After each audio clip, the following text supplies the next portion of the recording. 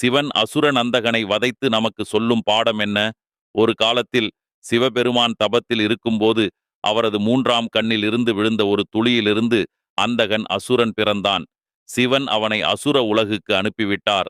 அவன் வளர்ந்து மிகுந்த தவம் செய்து பிரம்மாவிடம் பல வரங்களை பெற்றான். அதனால் அவன் மிகவும் அகங்காரியானான். அந்தகன் இளைஞனாகி சக்தி, செல்வம் அனைத்தையும் அனுபவித்துக் கொண்டு அவன் சிவன் மனைவி பார்வதியையும் பெற வேண்டுமென்ற ஆசை கொண்டான். அவன் தனது சேனைகளுடன் போராட நேரே கைலாயத்திற்கு சென்றான். சிவபெருமான் கோபமாகி யுத்தத்துக்கு தயாரானார்.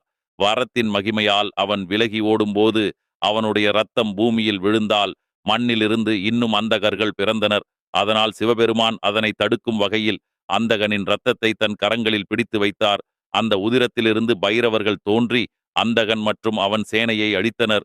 பூமி மீண்டும் அமைதி பெற்றது. தேவர்கள் மகிழ்ந்தனர். அகந்தை, ஆசை, பாவக்கர்மா வளர்ந்தால் அது நமக்கு அழிவையே கொடுக்கும். சிவனின் பாப விமோசன தலமான நேபாள் பசுபதிநாத் கோவில் பற்றிய வீடியோவை இத்துடன் இணைத்துள்ளேன். லிங்கை கிளிக் செய்து வீடியோவை பார்க்கவும். சிவனை நினைத்து தன்னை பணிந்து வாழ்வதுதான் வாழ்க்கையில் நிம்மதி தரும். ஆன்மீக புரிதலில் ஹலோ சந்திரன்.